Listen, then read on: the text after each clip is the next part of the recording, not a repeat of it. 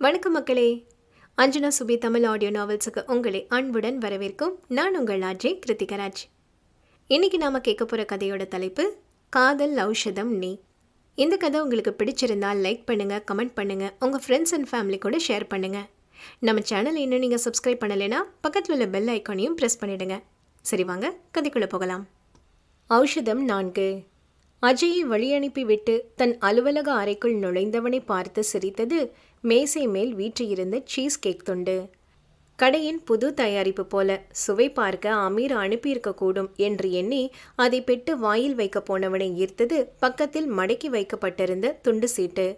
யோசனையாக அதை கையில் எடுத்தவன், "Stressed is desserts spelled backwards with lots and lots of love, the cake whisperer" என்ற முத்து முத்தான கையெழுத்தில் தன்னை மறந்து ஒரு மென்னகை சிந்தினான். திடீரென்று தன்னை சுற்றி பிணைக்கப்பட்ட அழுத்தங்கள் எல்லாம் தளர்ந்தது போன்ற பிம்பம் எழ அதிசயமாய் உணர்ந்தான். அதுவும் அந்த கேக்குடன் வந்து துண்டு செய்தியை வருடியபடி அந்த கேக்கை உண்ண ஆரம்பித்தான். அப்போது த கேக் விஸ்பரர் என துண்டு சீட்டின் கடைசியில் கையெழுத்திடப்பட்ட அந்த பெயரை புருவம் சுருங்க பார்த்தவனுக்கு இப்பெயரை முன்பே கேட்டது போன்று தோன்றியது. தீவிரமாக யோசித்தவனின் மூளைக்குள் மணி அடிக்க அப்போதுதான் அவனுக்கு அது உரைத்தது. ஒரு வாரத்துக்கு முன்பு தர்ஷினி அவர்கள் வீட்டில் கேக் செய்திருந்தாள். அவனிடம் தான் செய்ததாக கூறி நீட்டியவளிடம், "ஆட சூப்பரா இருக்கு, எங்க வாங்கின, நம்ம கடையிலையா?" என்று கன்சுமெட்டி கிண்டல் செய்தது இப்போது நினைவில் ஆடியது.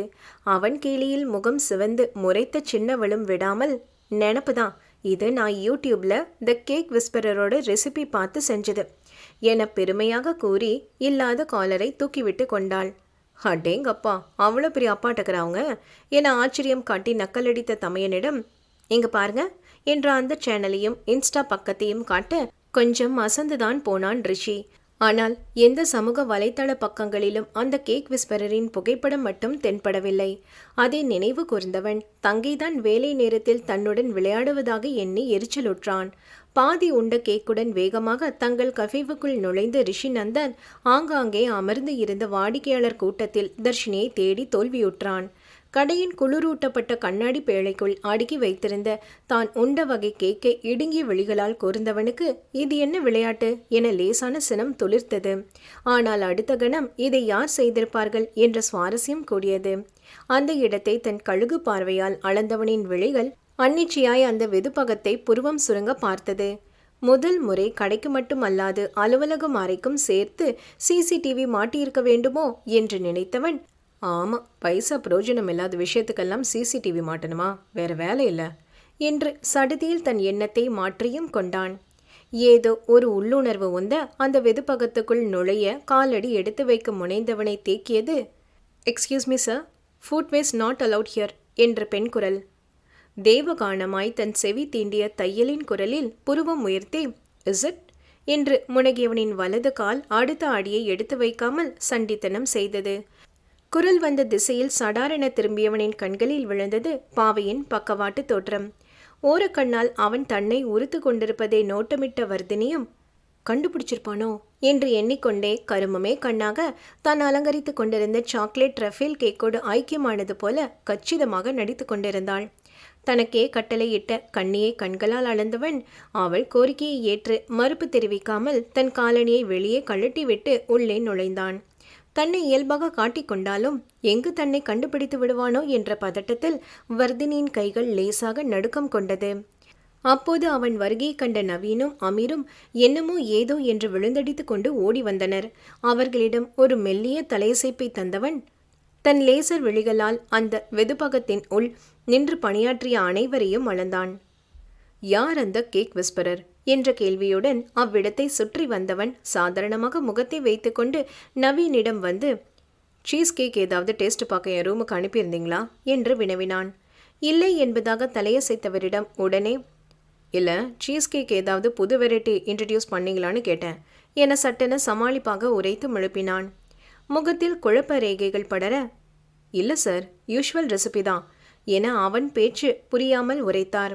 அதற்குள் அங்கு வந்த அமீர் சில கேக் துண்டுகளை அவனிடம் நீட்டி சுவை பார்க்க சொன்னார். மரியாதை நிமித்தம் அவற்றை விண்டு வாயிலிட்டவனிடம் வருகின்ற தென்னிந்திய கேக் அணிவகுப்பு விழாவுக்கான கேக் டுகேட் தங்கள் நிறுவனத்தின் சார்பாக காட்சியாக்கப்பட உள்ள புதிய வெளியீடுகள் அவை என்ற கூடுதல் தகவலையும் அவனிடம் பகிர்ந்தார். அதில் குறிப்பாக வரையறுக்கப்பட்ட வெளியீடான கின் அண்ட் டானிக் சாக்லேட் கேக்கின் சுவையில் கண்களை விரித்தவன் இம்பெக்கபிள் என்று முணுமுணுப்பாக பாராட்டினான். அவன் முகத்தில் வந்து போன உணர்வுகளை கண்ட அமீர் வாயெல்லாம் பல்லாக தேங்க்யூ சார் என மொழிந்தார். மேலும் சும்மா இருக்காமல் வர்தினி கம்ஹியர் என்று அவளை அழைக்க பெண்ணவளுக்கு திக்கென்றது.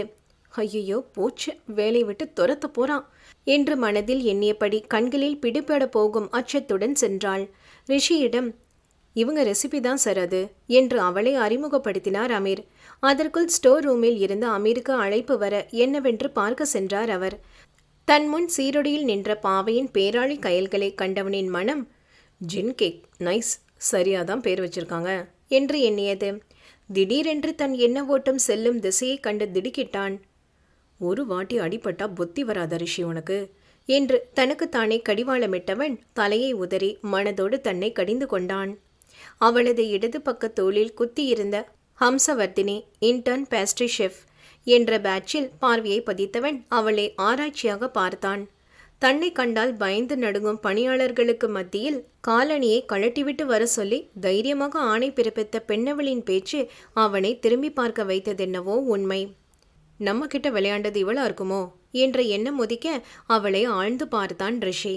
அவன் பார்வையின் கனம் தாங்காமல் இமைகளை தாழ்த்தியவள் வெளியே போட்டு ஷூ காலோட கிச்சனுக்குள்ள வந்தா பேக்கிங் ப்ராடக்ட்ஸ் கண்டாமினேட் ஆகலாம், அதான் அப்படி சொன்ன என நிலம் பார்த்து விளக்கம் அளித்தாள். அதற்கு அவனிடமிருந்து எந்த பதிலும் வராமல் போக மெல்ல அவன் முகம் நோக்கிய பாவையை பார்த்து இஸ் இட் என்று தன் ஒற்றை புருவத்தை ஏற்றி இறக்கினான் காளை. மேலும் பேச்சை வளர்க்காது ஃப்ளேவர்ஃபுல் அண்ட் குட் ஜாப் என பொதுவாக ஒரு பாராட்டை தந்துவிட்டு வேகமாக அங்கிருந்து அகன்றான். அவன் சென்று திசையை நோக்கியவள் கேட்க பிடிச்சிருக்குங்கிறத கூட மணிரத்னம் பட ஹீரோ மாதிரி 4 வார்த்தையில தான் சொல்லுவானாமா என்று மனதுக்குள் நொடித்து கொண்டாள். எனினும் அன்று முழுவதும் அவன் வார்த்தை தந்த உற்சாகத்தில் சிறகில்லாமல் பறந்தாள் கண்ணி. ஒருவித குதூகல மனநிலையுடன் வலம் வந்தவளின் மகிழ்ச்சி துடைத்தெறிந்தது அன்று மாலை வந்த உங்க ஃப்ரெண்டு கிறிஷுக்கு ஆக்சிடென்ட் ஆகிடுச்சு என்ற அலைபேசி அழைப்பு. அடித்து பிடித்து கொண்டு மருத்துவமனை அடைந்தவளை வரவேற்றான். எலும்பு முறிவு ஏற்பட்டு கை கால்களில் கட்டுடன் படுத்திருந்த கிருஷாந்த். அங்கிருந்தவர்கள் மூலம் எப்படி இந்த விபத்து அரங்கேறியது என்று அறிந்து கொண்டவள் கிருஷாந்தை அனல் தெறிக்க பார்த்தாள். காரணம், அன்று சண்டை காட்சிக்கு டூப் போட வேண்டிய ஆள் வராமல் போக படப்பிடிப்பை ரத்து செய்ய முடிவாற்றிய இயக்குனரும் தயாரிப்பாளருக்கும் பயங்கர வாக்குவாதம் மூண்டது. எவன் அப்போ விட்டு காசுடா, இஷ்டத்துக்கு பேக்கப்புங்கிற, இன்னைக்கு மட்டும் நீ படம் எடுக்கல வெட்டி பொலி போட்டுருவேன் என வானத்துக்கும் பூமிக்கும் எகிரிய ப்ரொடியூசரை சமாளிக்க முடியாமல் திண்டாடினார் பட இயக்குனர். அப்போது அவர்களிடம் அந்த காட்சியை தானே நடிப்பதாக கூறி சூழ்நிலையை தளர்த்த முயன்றான் கிருஷாந்த். அதில் இருக்கும் ஆபத்தை எண்ணி தயங்கிய இயக்குனரிடம் ஆபத்தே இல்லாத வேலைன்னு எதுவும் இல்லை சார், ட்ரஸ்ட் மீ, நான் பண்றேன் என பிடிவாதமாக பேசி ஒப்புக்கொள்ள வைத்தான். ஸ்டார்ட், கேமரா ரோலிங், ஆக்ஷன் என கூறிய அடுத்த நிமிடம் கிருஷாந்த் அனாயசமாக 20 அடி உயரத்தில் இருந்து பைக்கோடு குதித்து கண்ணாடி தடுப்பை உடைத்து கொண்டு வெளியேறவும் கட் கட் கட் என்றார் இயக்குனர். அவன் சாகச செயலை கண்டு வாயை பிளந்த தயாரிப்பாளர் அவன் இப்படத்தின் வில்லன் என்று கேள்வியுற்று எவன்டா ஹீரோக்கு வில்லன் பெயிண்ட் அடிச்சது, அவன் ஸ்டைல் மாஸ் ஆக்ஷன் எல்லாம் பாருடா, அடுத்து ஏதோ ஆன்டி ஹீரோ சப்ஜெக்ட் இருக்குன்னு சொன்னியே, அதில் இவனை புக் பண்ணு, நானே ஃபைனான்ஸ் பண்ணுறேன் என கூற இயக்குனருக்கு வாயெல்லாம் பல்லானது. அவர்கள் உரையாடி கொண்டிருந்த நேரத்தில் கட்டுப்பாடு இழந்த கிருஷின் வண்டி தடுமாறி தறிக்கெட்டு சுவரில் மோதியதில் பலத்த காயம் அடைந்தான் அவன். நடந்ததை கேட்டு மனசுல பெரிய அல்டிமேட் ஸ்டார் அஜித் குமார்னு நினைப்பா, உனக்கு ஏதாவது ஆகியிருந்தா என்னடா பண்ணுவேனா என கத்தக்கூட திராணி இல்லாமல் குரல் கமர முறையிட்டாள் வர்தினி. அவள் உதிர்த்த வார்த்தைகளில் தொண்டைக்குழு ஏறி இறங்க தன் உணர்வுகளை கண்கள் மூடி கட்டுக்குள் கொண்டு வந்தவன் அதான் ஒன்றும் ஆகலையே, அப்புறம் ஏன் பிளாக் அண்ட் ஒயிட் ஹீரோயின் கணக்கா மூக்க சிந்துற என கேட்டு அவள் பொறுமைக்கு சோதனை வைத்தான். நண்பனின் இந்த அலட்சிய பேச்சில் பல்லை கடித்தாள் தோழி. அவளை வேண்டுமென்றே வெறுப்பேற்றி சீண்டியவனை கண்டு நர நரவென பற்களை கடித்த பாவை இந்த எகத்தாளத்துக்கு ஒன்றும் குறைச்சல் இல்லடா, பார்த்துக்கிட்டே இரு, இதுக்கு எல்லாம் சேர்த்து வச்சு வரப்போற பொண்ணுக்கிட்ட சமத்திய வாங்குவேன் என சாபமிட்டாள். அதை கேட்டவனின் மனத்திரையில் ஒரு அழகிய வதனம் நொடியில் மின்னி மறைய இதழ்களில் ஒரு கசந்த புன்னகை குடிக்கொண்டது. அந்நேரம் பார்த்து வானத்து தேவதைகள் ததாஸ்து என ஆசி வழங்கியது போல ஒரு இளம் மஞ்சள் நிற மங்கள்கிரி பருத்தி புடவை உடுத்தி மருத்துவர்களுக்கான வெள்ளை நிற மேலங்கி அணிந்தபடி கிரிஷின் உடல் நலத்தை பரிசோதிக்க உள்ளே நுழைந்தாள் அவள். டாக்டர் கேசவனின் குலக்கொழுந்தும் ரிஷிநந்தனின் மாமன் மகளுமான டாக்டர் வந்திதா. அவனை அங்கு சற்றும் எதிர்பார்க்காத பெண்ணவளின் வில்லாய் வளைந்த புருவங்கள் ஒரு முறை உயர்ந்து உச்சியை தொட்டு தாழ்ந்தது. அட கட்டப்பை என்று அவளும், ஐயோ இவளா என்று அவனும் ஒரு சேர மனதில் நினைத்து கொண்டனர். தன்னை பரிசோதித்த பாவையிடம், அப்புறம் வந்தி எப்படி இருக்க, பார்த்து ரொம்ப நாள் ஆச்சு, பூமி நல்லா இருக்காளா என மெதுவாக பேச்சை ஆரம்பித்தான் கிரிஷ். அதில் கடுப்பாகி, வந்தி வாந்தினா ஜென்மத்துக்கும் ஒத்த கையோட சுத்துற மாதிரி பண்ணிடுவேன் ஆமா என சிடுசிடுத்தாள் அந்த புதியவள்.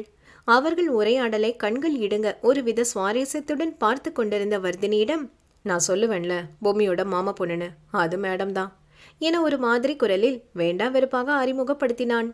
அந்த புதியவளும் ஒரு ஊசியை அவன் இடுப்பில் இறக்கியபடி வெடுக்கென்று, பொம்மி எப்படி இருக்கா, பொம்மியோட மம்மி எப்படி இருக்காங்கன்னு சொல்ல நான் என்ன உனக்கு டெலிகிராம் சர்வீஸா, தேவைனா வீட்டுக்கு வந்து பார்த்து தெரிஞ்சுக்கோ என்று அப்போதும் அந்த பேச்சை விடாமல் தொடர்ந்தாள். மேலும் கிரிஷ் அறிமுகம் செய்த வர்தினை ஒருவித மரியாதையுடன் பார்த்த வந்திதா அவன் உடல்நிலை குறித்து சில நிமிடம் அவளிடம் பேசிவிட்டு சென்றாள். தன் நோயாளிகளை எல்லாம் பார்த்துவிட்டு தனது ஓய்வு அறைக்கு வந்த வந்திதா தன் வெள்ளை அங்கியின் உள் பாக்கெட்டில் இருந்து தன் கைபேசியை எடுத்தாள். ஒரு புன்னகையுடன் தன் கைபேசி திரையின் கடவு சொல்லை பதித்து அதில் யாரும் அறியாமல் தான் பதித்து வைத்திருந்த புகைப்படத்தை வருடி, சரியான கண்ணி ராசிக்காரண்டா நீ, அதான் உன்னை சுத்தி எப்பவும் பொண்ணுங்க கூட்டமா இருக்கு என்று கொஞ்சி முத்தமிட்டாள். சொல்லாத காதல் மட்டுமல்ல, சில காதல்கள் உரியவரிடம் சொல்லப்பட்டாலும் கை சேராதுதான். ஔஷதம் ஆவாள். கதையில் அடுத்து என்ன என்பதை அடுத்த அத்தியாயத்தில் பார்ப்போம். சேனலை சப்ஸ்கிரைப் செய்து அதுவரை இணைந்திடுங்கள் எங்களோடு. நன்றி.